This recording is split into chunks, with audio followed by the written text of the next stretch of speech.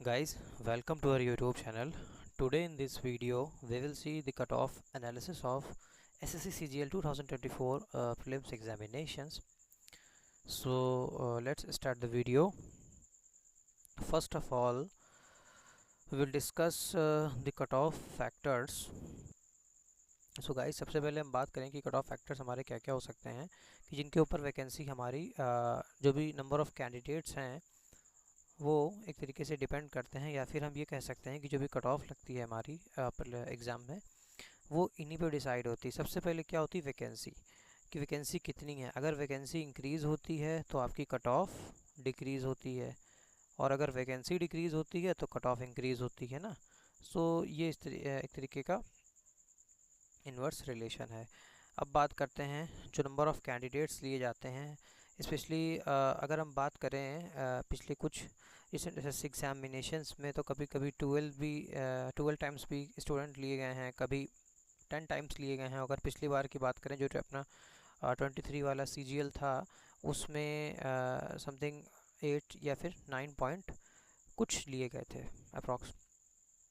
जो तीसरा क्वेश्चन है, जो तीसरा फैक्टर है आपका, जो तीसरा फैक्टर है वो है कि जो रॉन्ग क्वेश्चंस होते हैं शिफ्ट के अंदर, कई बार जो क्वेश्चंस होते हैं रॉन्ग होते हैं, जिसके नंबर सबको मिल रहे होते हैं, और उसी बेस पे जो मार्क्स होते हैं वो ऊपर नीचे हो जाते हैं और कट ऑफ पे फ़र्क पड़ जाता है। तो कुछ ये इसके कुछ कट ऑफ फैक्टर्स हैं गाइस। कैलकुलेट करने से पहले आप इस चीज़ों को ध्यान में रखिएगा, और फिर इस अकॉर्डिंग हम इस कट ऑफ एनालिसिस को आगे देखने वाले हैं। अब बात करते हैं वैकेंसी इन CGL 2024। CGL 24 में वैकेंसी कितनी है। अगर नोटिफिकेशन के अकॉर्डिंग देखें, आप ये देख सकते होंगे कि इसमें जो कमीशन ने बताई है अप्रॉक्स वैकेंसी वो है 17,727। ओके, तो ये वैकेंसी हैं, ये टेंटेटिव हैं। उम्मीद ही लगाई जा रही है कि ये वैकेंसी बढ़ सकती हैं, क्योंकि कुछ डिपार्टमेंट्स ने भी वैकेंसी नहीं दी है एज़ पर RTI, जो भी इंटरनेट पे अवेलेबल है। अब बात करते हैं कि क्या वैकेंसी इंक्रीज़ होगी या फिर डिक्रीज़ होगी। तो दोनों हो सकता है, इंक्रीज़ भी हो सकती है, डिक्रीज़ भी हो सकती है, लेकिन जो चांसेस हाई लग रहे हैं वो इंक्रीज़ होने के लग रहे हैं। तो हम ये मान सकते हैं कि मोटा मोटा 18,000 से तो ज़्यादा होगी। अगर हम 18,000 को एक्सपेक्टेड करते हैं, रफली अराउंड अगर हम मान लें कि 10 टाइम्स कैंडिडेट को क्वालिफाई होंगे, तो इसमें 1,80,000 के आसपास जो कि एक्सपेक्टेड है, इतने जो एस्पिरेंट्स हैं वो क्वालिफाई करें मेंस एग्ज़ाम के लिए। अब देखते हैं गाइस, CGL 2023 की प्री की कट ऑफ क्या गई थी। ये है चार्ट, आप देख सकते हैं यहाँ से। जो UR कैंडिडेट्स के लिए थी वो कट ऑफ 150 कट ऑफ गई थी, जिसमें जो कैंडिडेट UR के थे वो 13,133 थे, और बाकी कैटेगरी आप यहाँ पे देख सकते हैं, और उनकी कट ऑफ और मार्क्स दोनों देख सकते हैं कि कितने कैंडिडेट अवेलेबल थे। अब बात करें टोटल कितने थे, टोटल आपके थे 71,112। अगर बात करें कि जो टोटल थे वो 71,112 कैंडिडेट थे, तो यहाँ पे देखें UR में, तो ये 13,133 कैंडिडेट क्वालिफाई हुए थे। तो अगर हम यहाँ पे देखें, आप देख सकते हैं 13,133 कैंडिडेट UR के हुए थे टोटल 71,112 में से। तो आप देख सकते हैं कि UR के कितने बच्चे क्वालिफाई हुए हैं। नाउ आगे बढ़ते हैं जब हम, और UR के कट ऑफ पे इतने इतने अदर स्टूडेंट ने भी क्वालिफाई किया है, जिनको उनकी रेस्पेक्टिव कैटेगरी में दिखाया गया है। ये कमी बात करते हैं कि SSC CGL 2024 की अगर टेंटेटिव वैकेंसी देखें कैटेगरी वाइज, तो ये भी कमीशन ने डिस्क्लोज़ नहीं की हैं, और इंटरनेट पे RTI काफ़ी RTI पड़ी हुई हैं, जिसमें आप देख सकते हैं। नाउ अगर हम बात करें कि जो UR के कैंडिडेट्स होते हैं वो अराउंड 18 से 20% हो जाते हैं।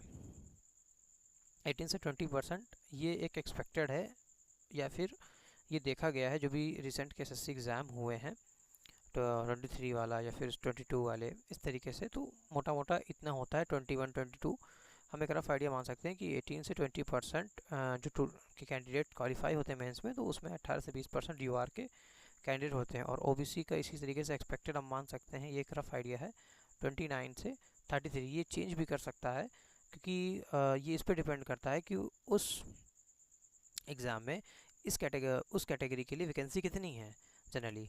ओके, एंड इसी तरीके से अदर कैटेगरीज का भी होता है। ना अब हम बात करते हैं कि जो हमारी एक्सपेक्टेड रैंक होगी वो नॉर्मलाइज 4 लाख डेटा जो भी एस्पिरेंट्स ने अपना रिकॉर्ड कराया है, ये इंटरनेट पे अवेलेबल है, तो मैंने वहीं से ही डेटा लिया हुआ है। सो अगर आप देखें तो ये नॉर्मलाइज मार्क्स की वजह से, क्योंकि नॉर्मलाइज एक्सपेक्टेड है, इसमें अगर आप बात करें तो 150 से ऊपर नॉर्मलाइज स्कोर करने वाले अगर टोटल कैंडिडेट देखें तो ये 68,730 एस्पिरेंट हैं। और आप देख सकते हैं वीडियो पॉज करके अदर कैटेगरीज का भी।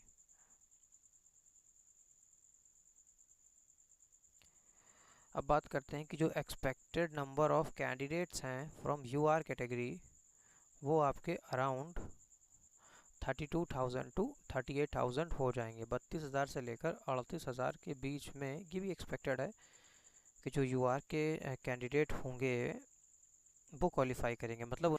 और ओबीसी की 53,000 से लेकर 60,000 के बीच में क्वालिफाई करने की उम्मीद है। इसी तरीके से नेक्स्ट अगर हम बात करें कि जो भी एसएससी सीजीएल 2024 का जो पेपर शिफ्ट वाइज हुआ है, उसमें अगर हम shift wise expected safe score देखें रॉ मार्क्स के बेसिस पे, कि अगर उस शिफ्ट में पर्टिकुलर कैंडिडेट कितना रॉ मार्क्स लाने पे वो आप से सेफ मान सकता है यूआर के बेस पे, तो हम देख सकते हैं वो कुछ इस तरीके से होगा। सो ये है आपका एक्सपेक्टेड रॉ स्कोर जो कि शिफ्ट वाइज है यूआर कैटेगरी के लिए।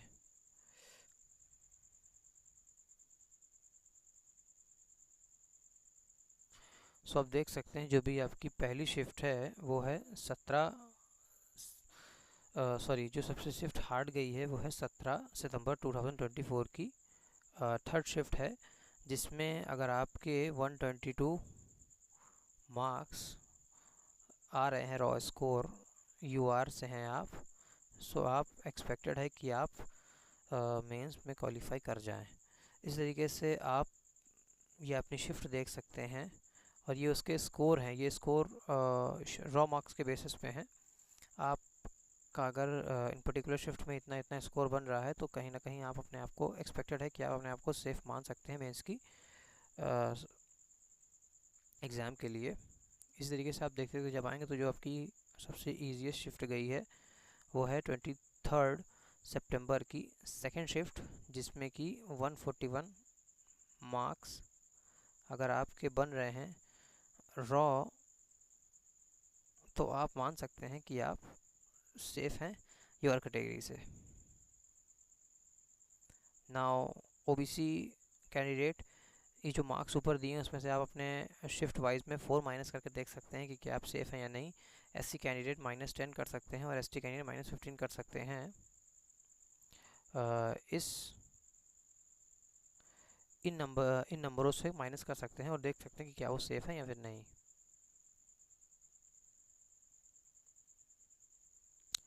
अब बात करते हैं जो भी एक्सपेक्टेड कट ऑफ लगेगी नॉर्मलाइज मार्क्स पे वो कितनी हो जाएगी। सो जैसे कि मैंने आपको बताया कि जो नॉर्मलाइजेशन होता है या फिर जो भी में नॉर्मलाइजेशन आपका बहुत से फैक्टर पर डिपेंड करता है। एक बड़ा डेटा होता है कमीशन के पास जिसमें वो नॉर्मलाइज करते हैं, और जो भी आपकी मेंस की कट ऑफ लगती है वो बहुत से फैक्टर पर डिसाइड होती है। तो अगर हम बात करें कि जो एक्सपेक्टेड कट ऑफ क्या हो सकती है, तो हम ये मान सकते हैं कि जो यूआर कैंडिडेट हैं अगर उनके नॉर्मलाइज 142 मार्क्स बन रहे हैं तो वो अपने आप को सेफ मान सकते हैं। अगर ओबीसी कैंडिडेट के 138 नॉर्मलाइज मार्क्स बन रहे हैं तो अपने आप को सेफ मान सकते हैं। एससी कैंडिडेट के लिए 132 और एसटी कैंडिडेट के लिए 127 मार्क्स अगर नॉर्मलाइज बन रहे हैं तो वो अपने आप को सेफ मान सकते हैं। सो गाइज़, ये रही आज की वीडियो। आपको कैसे लगी? अगर आपको कोई डाउट है तो आप कमेंट कर सकते हैं। आपका अपना क्या ओपिनियन है आप कमेंट करके बता सकते हैं। आपके कितने मार्क्स बन रहे हैं ये भी आप कमेंट कर सकते हैं। And thank you for watching. Please like share subscribe.